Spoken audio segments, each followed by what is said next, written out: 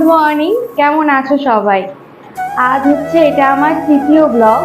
প্রথম ব্লগ, দ্বিতীয় ব্লগ আমার এই চ্যানেলে আপলোড করা আছে, তো তোমরা চাইলে দেখে আসতে পারো।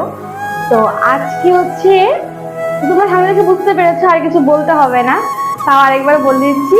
আজকে হচ্ছে সারাটা দিন আমি রান্না করব, মানে আজকে আমি রান্না করে আমার বাড়ির ফ্যামিলি সবাইকে রান্না করে খাওয়াবো। প্রতিদিন আমার মা রান্না করে, আর আজ মায়ের ছুটি, আজ হচ্ছে আমি রান্না করব। আর সেটা হচ্ছে আর হচ্ছে আমি রান্না করব। তো তোমাদেরকে দেখাবো পুরো ভিডিওটা কি কি রান্না করছি।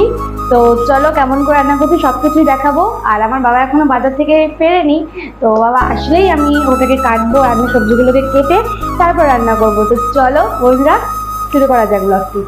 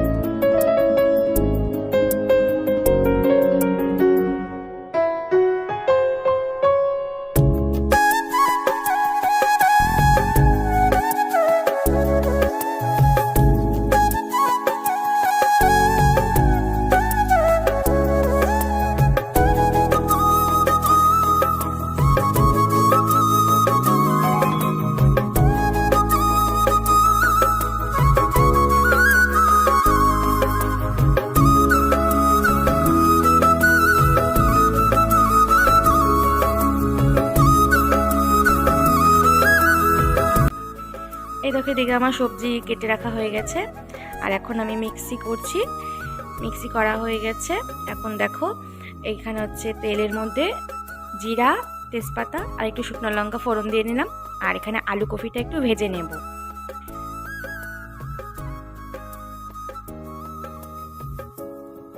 আর এর মধ্যে হচ্ছে হলুদ, লবণ দিয়ে তারপর নাড়াচাড়া করে জিরা বাটা, আদা বাটা, লঙ্কা বাটা দিয়ে একটু কষিয়ে নেব। তারপর কষানো হয়ে গেলে তারপর ফুটন্ত জল দিয়ে দেবো। আর আমি রান্নার মধ্যে একটু ফুটন্ত জলই দিই, কারণ রান্নাটা টেস্টি হয়। আর সর্বশেষে হচ্ছে একটু গরম মশলার গুঁড়ো দিয়ে তারপর নামিয়ে দেব।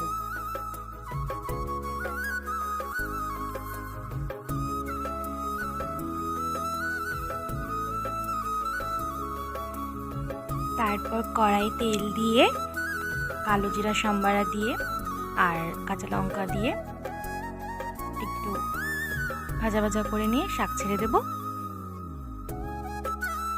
তারপর সেই শাকের মধ্যে একটু হলুদ, লবণ দিয়ে নাড়াচাড়া করে ঢেকে দেব।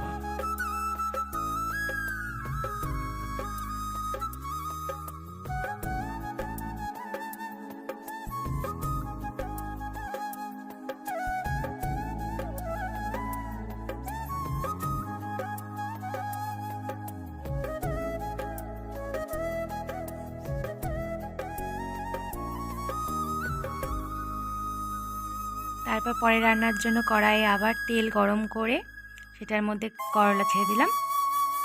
এখন হচ্ছে আমি করলা ভাজছি, আর একটু হলুদ লবণ দিয়ে করলাটা ভেজে নিচ্ছি। আর এই দেখো, এদিকে আমি হচ্ছে পরে রান্নার জন্য এদিকে হচ্ছে একটু রসুন থেতো করে নিচ্ছি।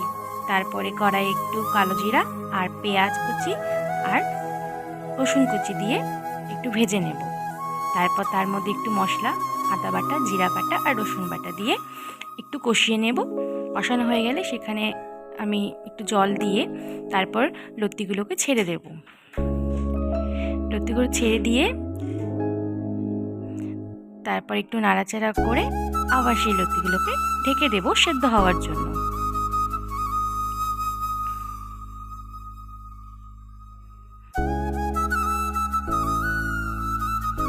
এই দেখো, এদিকে হচ্ছে আমি ততক্ষণ থেকে মাছটা একটু ধুয়ে নিই।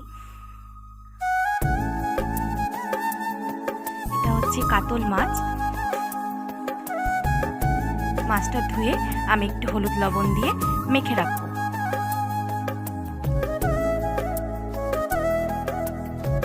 তারপর কড়াইয়ে একটু তেলটা ভালো করে গরম করে নেব। তারপর মাছটা আমি ভাজবো, কারণ তেল গরমটা ভালো করেই করতে হবে, তাহলে মাছটা লাগবে না। তারপর আমি কড়াই জিরা দিয়ে সম্বারা দিয়ে আলু ছেড়ে দিলাম মাছের ঝোলের জন্য। সেই আলুটাকে একটু ভাজা ভাজা করে এই আলুটাকে ভাজা ভাজা করে তার মধ্যে আদা বাটা, জিরা বাটা আর লঙ্কার গুঁড়ো দিয়ে একটু কষিয়ে নেব।